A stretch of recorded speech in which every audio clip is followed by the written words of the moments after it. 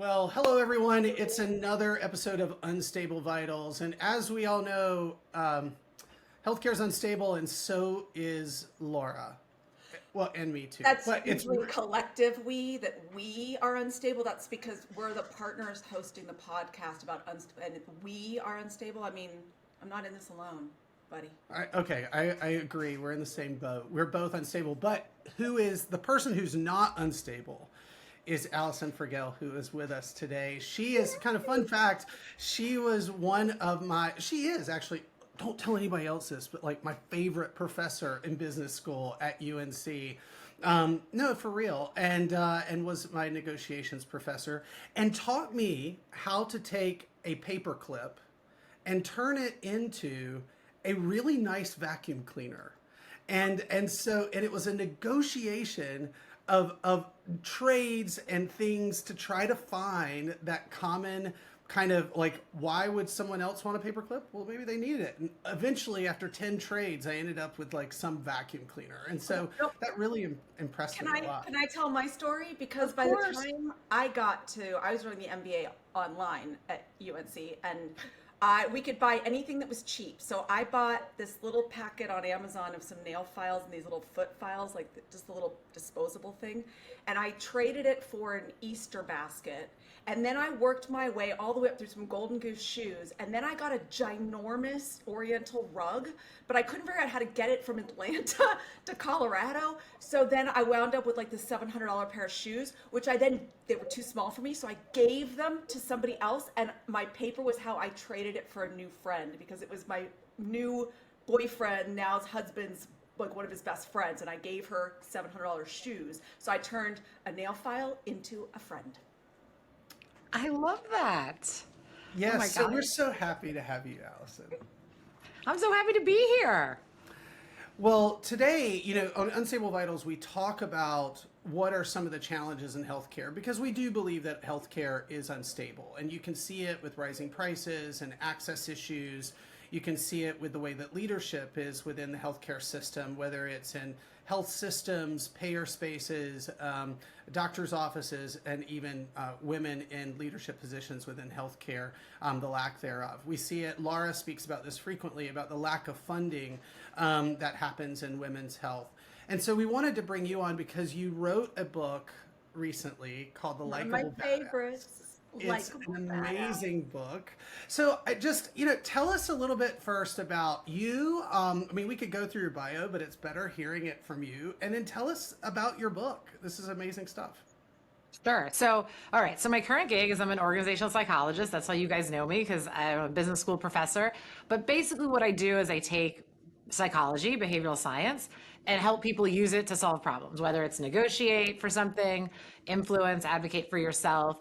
In the case of the book, I talk about earning respect, which we talk about as status to be respected and regarded by other people, and what's the science of that, like how does one person decide they're going to respect another person, and where does that leave you for how you can influence how you show up in ways that get you the respect and value from your audience. That's a really important currency for living a happy life and being able to navigate your career. So that's what I do, and I wrote that book for women, even though respect is not a gendered concept, just because it's an audience I care about, and because we know that gender does impact respect, that all other things being equal, if we use the comparison referent category of man, anyone who is not a man will generally get less respect from the outset.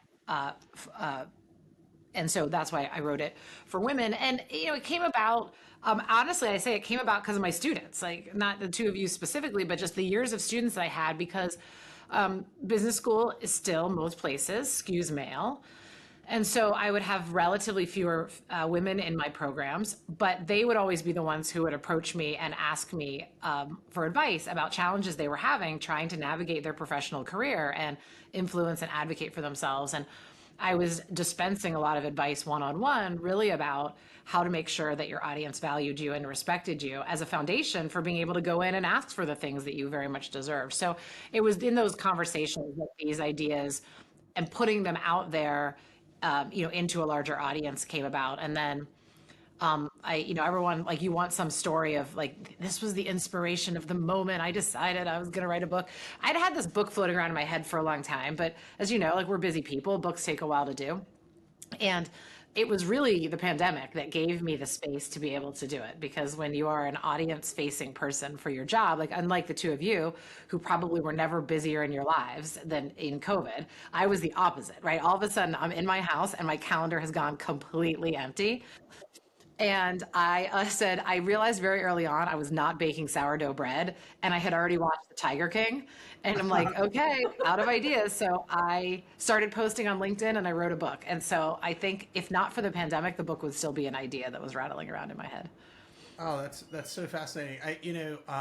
The name of the book, Likeable Badass. I love that. No, obviously I'm not a woman, but I talk with my business school students, because I teach at UNC too, about really that importance that you can be a badass. You can be someone who is doing all these amazing things. I mean, Laura's a great example. I mean, she's definitely, likable, but she's a badass. No, I'm joking. Like, she's very likable, and people gravitate towards that. People respect you more for that. People want to. It's not being a pushover. It's not being someone who is just can be trampled upon. Because I think if you try to do that to Laura, you'd end up dead. But Time I who, want to fall on you. no, No, I would totally but- beat the shit out of you if you tried to come at me. Exactly, Yeah. exactly. But I think it's important that message gets out there, because I think at least, and this is one of the things, why I liked UNC so much, is it wasn't a cutthroat environment. It was an environment that was more collaborative, and one where you tried to work with people, and really the currency of kindness and engendered respect, and then that helped you further get what things that you want. So I loved the concept of the book, and I really thought, I know you wrote it for women, but I took it for me too. So No, I'm always very, very flattered when men pick it up and they say, I found a lot here for me, which is true. Nothing about it. Again, nothing in between the covers is gender specific. It's just, I said when I sold the book, I said, there's two things that I'm not interested in negotiating. So if you don't like these things, please don't buy it, because we're just going to get in a fight. I said, the title will be Likeable Badass, and I want to write it for women, even though from a marketing perspective, people who want to sell books would say, okay, well, you could sell more if you didn't do that. But I appreciate that, and I am very flattered anytime a man picks it up and opens the cover and finds something in there for themselves. Well, what I loved was there were so many things I remembered from the classes, like the small deposits, things that because I'm 54, right? I'm the oldest one here today. I'd like to point out again. There are things that I've learned to do along the way that you put a name to, like be nice to people. Just be nice to people if it doesn't bother you to do something for them, and those are the people who come back and help you later. Those tiny little favors. So there was things I saw peppered throughout there, but I remember you mentioned that in the book, and I think you might have actually sold more because that title is so catchy, and it directly speaks to an audience that really needs it, as opposed to calling it How to Get Respect in 300 pages. No, I always said 80% of the success of any book is the title, because it has to be exciting. The underlying Likeable Badass is a catchy reference to what in psychology is known as the interpersonal circumflex of person perception. And I always laugh. I'm like, that would have been a good title for a book. I was like, whoa, that's an amazing. Can you say That that? would fly off the Is shelf. that the thing about, like, I'm having 6 conversations right now because I'm having a conversation with who you are and who I think you are and what you think of me and what I think you think of me? Is that thing? No, it's basically the two dimensions of assertive and warm. And if you think about those two axes, they make you can put a circle around them. And essentially you could be anywhere in that circle of how people see you. And so interpersonal circumflex, a circle of person perception. Like, we perceive people based on where they fall in that space. And that's what leads to the judgments of them. But as I said, like, world's worst book title. It's so as I think about this from the healthcare perspective, we have I've spoken about this before, about the lack of women being in leadership positions and the importance for men to take more sponsorship type of roles, and not mentorship, but actually sponsorship, like looking for opportunities for women. But it doesn't just stop there. You know, there's other things that have to happen. So I think my first question to you is, if you look at the healthcare space, there is a lack of women in leadership roles. It is getting better, but it is certainly not there. When more than 50% of the medical school classes are women, that's been the case since 2000. We see medical faculty approaching almost 50%, like around 45%. But yet, when you look at the deans across the country, that's still a quarter of the male population. If you look at department chairs, that's around a quarter. I used to, there was a study that came out that called it the beard. I think it was like the beard quotient or the beard coefficient, is like, if you had a beard, you're more likely to be in a leadership position. Of course, it was making a joke, you know, a bit, but it was an interesting article. We actually did that as a book club or a journal club article in my department one night. But why do you think that's still happening? And a bigger question that deserves a lot more time is, how can this change, especially in an environment with things like DEI or, you know, lightning bolts and that sort of thing? What are your thoughts?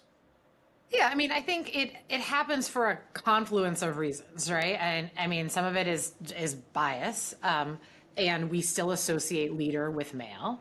We still associate even doctor with male, and that I would say that's not something that men do. That's something that people do. So I posted this in social a while back. My son potentially broke his finger, and as I don't know how I got so lucky, but somehow my husband was home and took him to the urgent care, and I didn't have to draw that short straw, but he did it. So I'm home, you know, doing my other thing, texting with him, because it's, you know, it takes a while, and my husband says, X-ray's done, doctor just came in. And what do I text back? Oh, what did he say? And my husband wrote back, well, she, capitals, she said that. And I'm like, damn, I did that. So It's a real thing Yeah. for my internet today is terrible. I think I'm living with Austrian internet. Anyway, I didn't mean to cut you off, but I was going to say I do the same thing, and I'm a woman doctor, and I've had to train myself because I knew I had to be better, faster, smarter, better. And so when I get on an airplane and I see the pilot's female, I have to, because I'm terrified of everything in the world because I'm postmenopausal, but I have to tell myself she's better. Like, because my first instinct is, why is there a girl flying the plane? Yeah. So I think it's really important to understand it's not something that men do to women. It's something people do. So certainly there's bias, right? I mean, there's self-selection that is related to bias as well. Of, you know, when we look at data that's not healthcare specific, but of you seeing senior women leaving their organizations at greater rates than junior women, which seems at first glance surprising, because you think, wait, they're the ones who made it through, right? They survived, they got it, they did it. But when you look at why, it's a status story, a respect story, because what they find is, yes, they have advanced. Yes, they have become senior. Yes, they have some power, but they still like have all of these respect issues where, you know, people question their judgment. They imply they're not qualified for their job. They leave them out of the information flow. They say that, you know, unkind things about them behind their back. And we don't want to be in those kind of situations. They're toxic to us. And so if we have options, you know, we leave. So I think there's like, why it happens is similar to why it happens everywhere, and a lot of bias. But in terms of what people can do about it, and this is really where the space I play in, which is what I help individuals do, is to think about the variables that are under their control to get the best possible outcomes for themselves, given a whole lot of things they don't get to control. And so bias is something you don't get to control, but what do you have left that you can influence? And so I think for individuals, that's what's important is, one thing is, yes, should we all have people being allies and sponsors? Sure. But I will tell you this, it is a lot easier for you to be a sponsor if you know what someone wants. And so I see too many people who are quiet about what they want because they don't want to look like they're overconfident or they're reaching. I literally just had a conversation with a friend who is a physician, who's basically in a big admin role. And she's gonna have a conversation about what admin role she wants to do after that. And she has her eye on a big one. And she's like, I don't know if I should say it. I said, you absolutely say it, for a couple of reasons. One is, it's a lot easier for them to sponsor you if they know what you want, because to feel like I'm going to step in and try to get this person advanced, the worst possible thing is for them to say they don't want it. I mean, and you know this too. I've talked to lots of physicians who say like, I don't want to be my department chair. Like that's a terrible job. And I don't want to be like the chief of, I want to be a clinician. So putting out there what you want does a variety of things. One, it's a good first offer in a negotiation for people. Two, it gives people time to get their head around it, because even if people are supportive of you, we can't just like move things around normally in an hour's notice. Like things take time, right? The system is big and complicated. And three, it's a lot easier to help people. Like every time I talk to somebody who's job searching, which is pretty frequent, and I say, how can I help you? And they're like, well, and I'll ask them like, what's an ideal role? And they won't answer the question because they're trying to keep themselves open. And I said, if you're just telling me you want a job, I'm going to be a lot less useful to you than if you say, right, I am looking for senior level marketing roles in like in like consumer products, right? Okay, at least I know like something to do. So I think that I see too many women who have ambition, who aren't out there from the very first day talking about what that is, and it makes it harder for the allies and sponsors to also do their work. But what I do think that allies and sponsors could do as well is to engage people in serious questions of curiosity, of like, tell me what you want, and earn their trust so that they'll tell you what they really want and draw it out of them, and then keep your ears open for opportunities to elevate them on that path. I think that's such an important point. And I know I talk about this with business school students and my students a lot, and that is it's kind of two pieces. If you're wanting number one, I always tell people, okay, you tell me you want a job or a title. No. It's a job description. What are the things that you want to do? What are the values that really make you tick in the morning, that get you excited? And how do those type of values ladder up to a job description? A job description or a title is what some organization has thought about a bucket of activities. That doesn't mean that that's the same bucket of activities across every single organization. And so that's number one. So really, I think understanding the values, but I think your point around being willing to stand up and either say, this is the type of job I want, or these are the activities or characteristics of the job I want, and feeling comfortable to go to someone who could potentially be an ally or sponsor is so critical. Because a lot of times I talk to the students, they're like, well, I want to be VP of such and such. Well, what does that role do? And it's like, well, yeah. It's like, okay, like that doesn't help me because it may not be within your organization that I can help you find that position. Okay, so when we do get these positions, women doctors are still making close to 6 figures less on average than their male counterparts. Why? I mean, again, same thing, right? So there's a variety of things. One is we often pay based on prior salaries, right? So we give people raises as a function of where they currently are, so that gaps that exist just ultimately compound over time. We see evidence that when women attempt to negotiate for more pay, they are much less likely to get it. People think that they will have to pay men more. Like a bias we have is we'll have to pay men more to get them, and we often will pay what we think we have to pay to clear to get the deal. We do, like this when we think that's, oh my God, that's terrible. But like when you go to get a car, you're like, I'm going to pay more than I think I have to pay. No, I'm going to feel out the situation, and I'm going to think about the least I can pay to make this whole thing happen.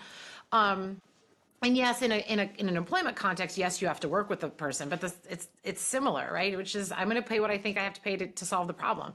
And so people expect that men will have higher salary expectations, which leads us to offer them more, in the beginning.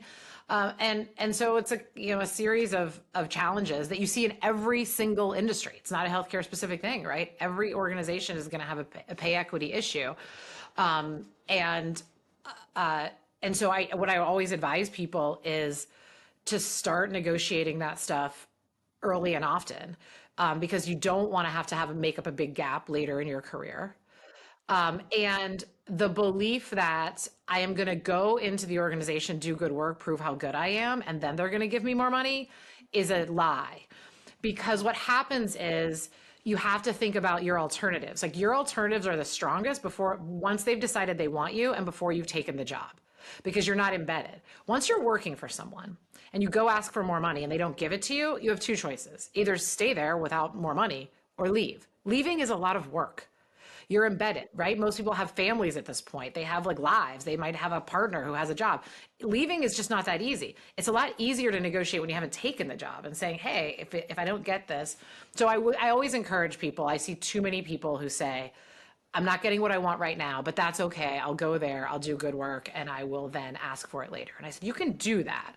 But psychologically, what they're going to see is you're kind of stuck at that point. So that's not to say women have done anything wrong in the process, Lara. They haven't, but it means that we have to do everything right. Like we have to be smart advocates for ourselves because we are encountering, systemic pay inequalities that persist across all companies, all organizations. So these are issues that are related to the individual, or the individual's family. So the ability to have the position that someone wants, or the ability to have the income that someone wants, clearly issues. But how does that translate to potentially causing problems to patients, patient access, or the healthcare system?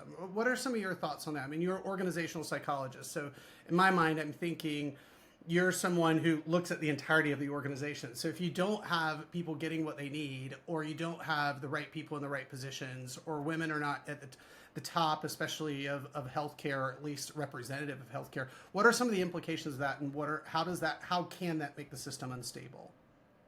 Well, I mean, one of the things we see in organizational science is that when we think about the greatest predictor of team performance, so if we think about a healthcare system as a team, is going to be cognitive diversity and thinking about things differently. So I'd say it's not just demographic diversity that we need, but with demographic diversity often comes cognitive diversity because people have different experiences, different lived experiences. They see and think about things differently. So that I think is the real homogeneity is a huge weakness for any team that aspires to high performance. And I would say nowhere in healthcare is high performance more important. And so that's how I would think is it affects that, the entire system in that regard. So even if a person is even having people, who are doing administrative things, who are now no longer clinicians, and they may not even be patient facing anymore, right? It's still creating, that team environment to be able to function well together and to create systems, policies, services that are going to benefit the whole. And then certainly if you're patient facing, there's a variety of things. And one is like similarity and trust. We are much more likely to trust people and like people when they're like us in some way. And for a lot of people, right, they say, like, I've never seen a doctor that I think is similar to me. And one of the jobs of a physician is to be able to create that trust by like having the good, like when we think about bedside manner, right? Bedside manner to be able to find those points of connection with your patients and, talk about them and get them to, want to open up to you and trust your guidance and all of that. And similarity can be a big part of that. So if we have a very homogeneous appearing pool of clinicians, that what can happen for patients is people they're not digging, right? Because they feel like there's a power status imbalance in that relationship and they're not trying to build the similarity. It's kind of up to the clinician to do it. And they think this person doesn't get me. This person doesn't like me. That's like all what's going on inside their head. And therefore I don't trust your guidance. I don't tell you the truth. I do all of that. And so I think that's really important as well for managing patient psychology. Okay. I was going to say, by similarity, did you imply that Adam and I found each other because we're both mentally unwell? But no. Okay, I wanted to pivot to something in that, which is, because I'm an old lady now with lots of degrees, I have a number of younger women that I have just mentored over the years. And I used to be an emergency room pediatrician, and I was in a hospital in New York City. And sometimes I would get bored, and so I would play little games with the residents. And one of them was, listen to me speak, and I would say ridiculous things, but I wouldn't raise my voice in a question mark at the end. I would say it like with just absolute confidence. I know that's one of your focuses, is how we phrase things, but I would say things like, the sky is green, and they'd be like, is it? And I'm like, no, dummy. But talk to us about that. Yeah, so when we think about there's two things that we, as human beings, we are always trying to convey in any relationship. And this is true whether you're talking in a doctor-patient relationship, you're talking peer-to-peer, you're talking in a social or friend relationship. We're always, then this is where the likable and badass comes from, right? Two things we always need to figure out about another human being. The first is, what are their intentions toward us? Are they there to help us, or are they there to hurt us? And obviously, we want to be in relationships and in interactions with people we think are going to make our lives better, not people who we think are going to make our lives worse. So the way I often describe it is, if you lived in cave person times and you're in your own cave minding your business, and an unknown cave person walks into your cave, the first and most important thing you need to figure out is, why are they there, right? Are Are they they going there? to kill me? Are they going to kill me and steal Is my he gonna food? share some mammoth leg? Right. Or did they have like a really big hunt and they can't eat it all? So here it is. Like so that's the most important thing. And that's what we do too. So the first thing we always try to figure out is, do you care? And people will judge, make judgments about whether someone is warm and other oriented like that in fractions of a second. And they will judge it quicker than they judge your competence. But that'll come second, because that's the second thing we need to figure out. So once I figure out the cave person is not there to kill me, they are there to help me hunt, then the next most important question is, are you any good at hunting? Because if you're not, I'm not taking you with me. You're just going to slow me down. And so, are you capable? So when you think about the signals you send off, so we can't tell whether someone cares or whether they're capable. That's unobservable. We're just reading signals that make it true. So if I smile at you, you think, oh, I'm friendly. My intentions are good because I have a friendly nonverbal expression.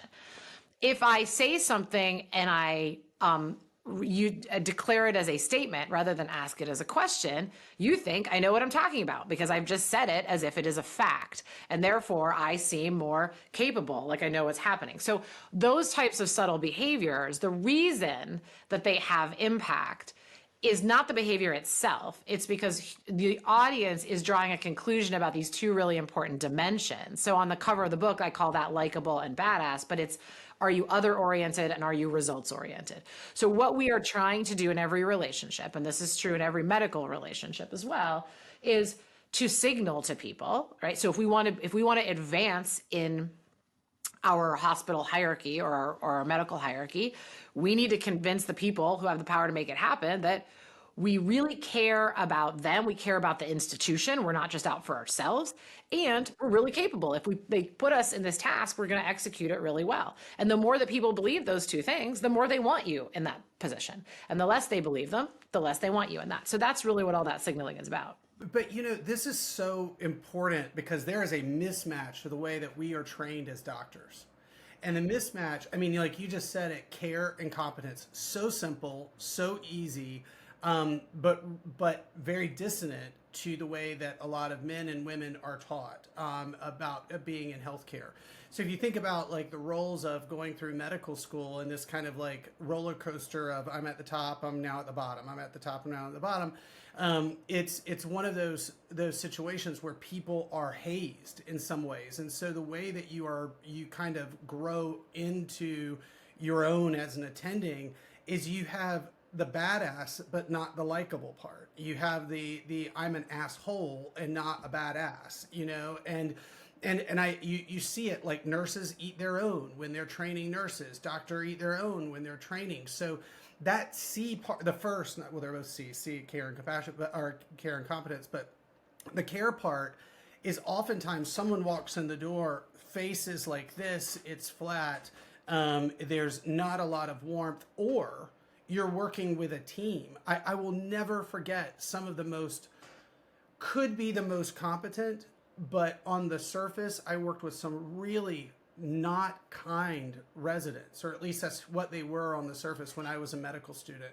I remember their names. I will not say them now, but like, I would never want them to take care of me. I would never want them to be on the team, but that was almost the way we were trained because, and I could see this more for women than men, if you didn't match the assholeness of the attending, or if you didn't have the brash kind of edge, you were left behind or thought not to be competent. So it was almost as you had to be not kind in the community to be, when I say the community, meaning the resident team or the hospital team, to be seen as competent. And that may go back to misogyny, it may go back to kind of like the way roles, et cetera, but this is a very different construct of care and competence than what we sometimes see in healthcare, at least in the internal workings. Well, when you're describing this, as a psychologist, it makes perfect sense to me, because what happens, and we want to do the best to coach ourselves to overcome this, is there's a natural human tendency that people think that they have to choose between being seen as really competent or being seen as really nice and likable. They think there's a choice to be made. And so they act like there's a choice. So when you task people, and you see this in studies, you task people with go into this situation and convince everybody you're really capable. What do people instinctively do? They get less nice. Not just in the medical field, they get less nice in general, because they like, so if you think about an interview, or if you are like medicine is a field in which the expectations of competence are off the charts, like the amount of things you have to know and the way that things change and the life and death nature of what you're doing. Like competence is not optional. Like you have to be excellent. So when you're in this feeling of like from the second year in medical school of, oh my God, how am I going to do this? You're so obsessed with being competent that, given what I've just said, it's natural that people think, how do I show I'm competent?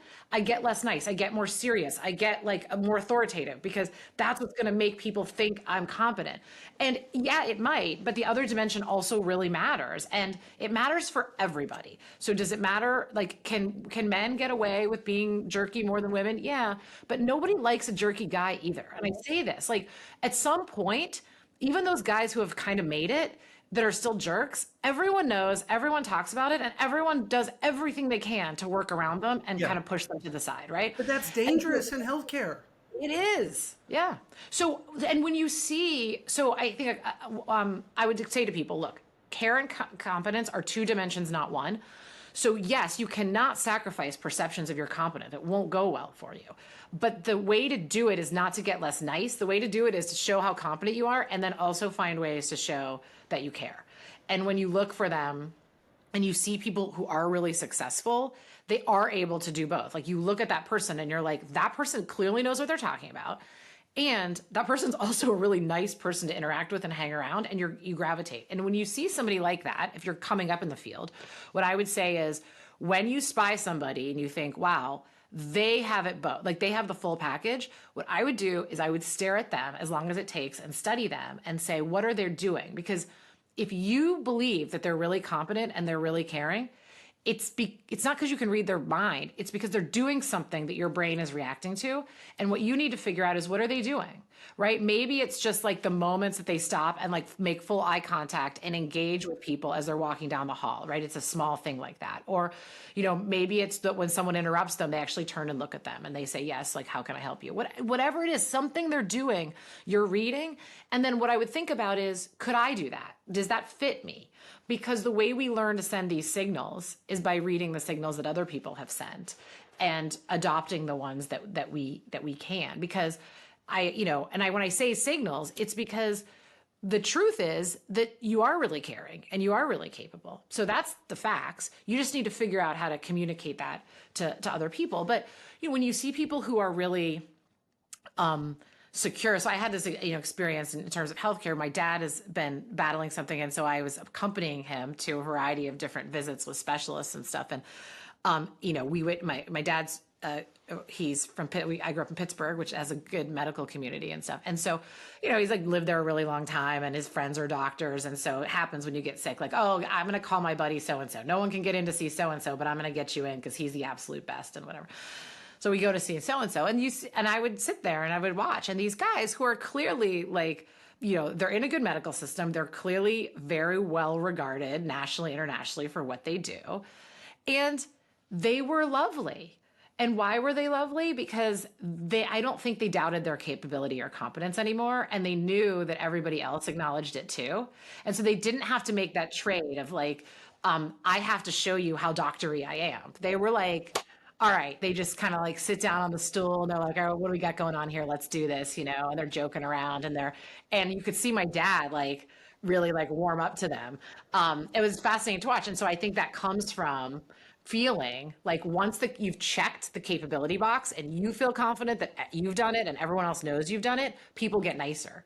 But what I would say is you're going to get nicer as you get older, like just start now. Not at the expense of your competence, but alongside it. So my only concern with the advice you gave about watching people is that if I had somebody just follow me around my whole day staring at me, I would start to get really uncomfortable. So You do need to be subtle about it. Like, I don't think you should lean in and go like, oh, you know what? I need red glasses too. Okay, there we go. Oh, Now there we go. Woo! Amazing. Woohoo. I'm loving the red glasses. I just love them. so good. So cool. I think what's number one, I could talk with you about this forever because I think I'm sure we both could. It's really interesting, especially since Lara and I are both in the startup space and the entrepreneur space and the healthcare executive space. You see these behaviors a lot. You see them a lot, especially with people that are starting new products and services and who are, so yes, we saw it in the healthcare space when we were little doctors and even not middle-sized, but middle-aged doctors. And then now we're older and not doctoring as much. And now moving into the startup space. We're seeing some of these behaviors that we saw in residency again. I'll speak up Lara for a second. There's just this one time, not again, but so take this today. But she taught me about entrepreneurial karma, and just how to start up karma and how important it was to help out folks, to take your competence and show people that you care by going to help them. And it really becomes, I mean, she's helped me, I've helped her, we work together, but it's not just us. It's so if I were to watch you all day, Lara, so even though I might be a little cuckoo, you are helping people. And I think it's exciting to see that you've traded cruelty for care. And Finally, I shook it off. Finally. That's right. But it's important. So we only have a couple of minutes left, but I wanted to say, so you've drawn out some really important things. So care and competence. I love that. That's a framework for, I think, that we could, just people could take and run with, and I can run with it and really remember that and think about that. The two is kind of the power versus status. You talked about that and kind of the dynamic that happens when you're in the hospital. We talked about bias and how that works. We also talked about the importance of starting early in your career negotiating high, because it starts to become kind of like an anchor point for your later life. And we also talked about the importance of, and I love this, cognitive diversity. That is a term that I don't know why I've not really thought about it in that way. We always talk about diversity in general, but when you kind of tie it to the cognitive, the experience, the differences in brain, it totally makes sense. So kind of your last couple of minutes here, if you were to look at the healthcare system and say, okay, it is unstable, we can probably all agree that there's a lot of instability in the healthcare system now. There's a lot of issues with not having the right leadership in our healthcare system, all the way from politics down to the hospital level. What do you think that women and then men can do to help make it more stable in promoting women in leadership position, if we see that it's important to have more cognitive diversity for bettering healthcare? Yeah, so I would say two things. I mean, there's some interesting research on allyship that shows that if they look at gender, men believe and will report, and I think this is accurate, that they care a lot about creating power equity, status equity, gender representation equity, in organizations. They care, they want it to happen. But when you ask them, what are they doing to make it happen? The answer is not a lot. And I think that describes a lot of people that I know, and not just men, but being an ally for anybody. And why? The psychology of why I think is really important. Why? Because it is vulnerable to stand up on behalf of a group that you are not part of. Because you worry, is my advocacy welcome? I'm an outsider, right? And do I know? And so that vulnerability keeps people on the sidelines, because we don't want to make a mistake. We don't want, even though our heart is in the right place, to do something that will cause us reputational harm. And I feel that a lot. I think about that a lot in regards to groups that I'm not part of, because again, you don't want to be seen as doing something inappropriate or overstepping. So I'd say two things. The first is that if you are sitting there in a position of privilege or power, and you have an idea as to how to be helpful to people who have less privilege and less power, and you're wondering, is my advocacy welcome? It's a valid thing to feel vulnerable about, but I would say is get over it and do it anyway, because it is welcome, right? People who lack power and privilege will never get in a better situation if the people who have it aren't willing to use theirs for their benefit. So like, be willing to step in and say, you know what, people will probably appreciate this, and just do it. But I also think the thing that we also have to do is to ask for the allyship, to back this idea of being specific about what we want. So if you see opportunities for people, not just to help you, but to help elevate women in general, it would, and have ideas about what they are, the more specific you can be and go ask people. So if Adam, someone came to you and said, like, here's something that you could do, Adam, that would really make a difference. If it was within your power to do, you'd probably be like, sweet, thanks for telling me. Like, I'm really happy to do it. And I think that's really important. We have to, the more we invite people into the conversation and invite allies. So, I mean, I'll give you like a really simple example. Because I speak a lot to women, I'll speak to a lot of like women's ERGs, or I'll even go into hospitals and speak to like female surgeons and things like that. And they'll like put the invite out there, but they won't like invite anybody. If the invite just says like female surgeon thing. And if you saw that, Adam, like, you may not go, because you would think, I'm not invited. It's not for me. As opposed to saying, would it be helpful if I showed up and sat, as a show of my support for what's going on? That idea may not even occur to you.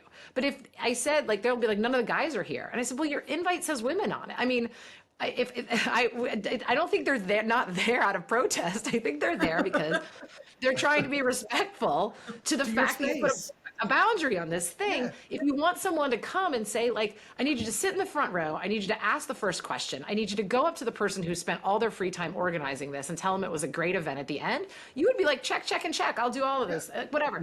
So I see just these little moments where people could start to be allies for each other if they were just, bridging that communication gap. And I think that will be helpful for thinking about the representation piece, which is probably not everything that's required to make healthcare stable, but certainly will be in the right direction.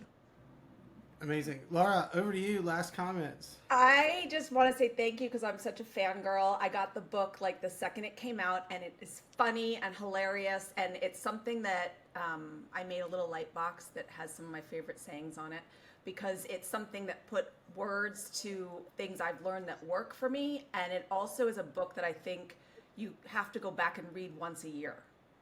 So you have to buy it and then give it to somebody, and then buy another copy so you have one as a backup, because that's what I did. I bought it. Brilliant marketing strategy. Yes. Yeah. Right. And this has been a big treat for me, because Adam was also one of my business school professors. So I'm like, this is so fun. Anyway, thank you. I know you're the busiest person in the world, and I'm so just grateful you came to talk to us today. We are, and so that wraps up another episode of Unstable Vitals, trying to make healthcare more stable. And so, so we really appreciate you, Alison, for being on. Yes, you are a favorite of ours, and best of luck. Keep getting that book out there. And I saw it's in German now. Yeah, it is in German. Yeah, we'll right back at both of you. I'm so grateful. This is awesome.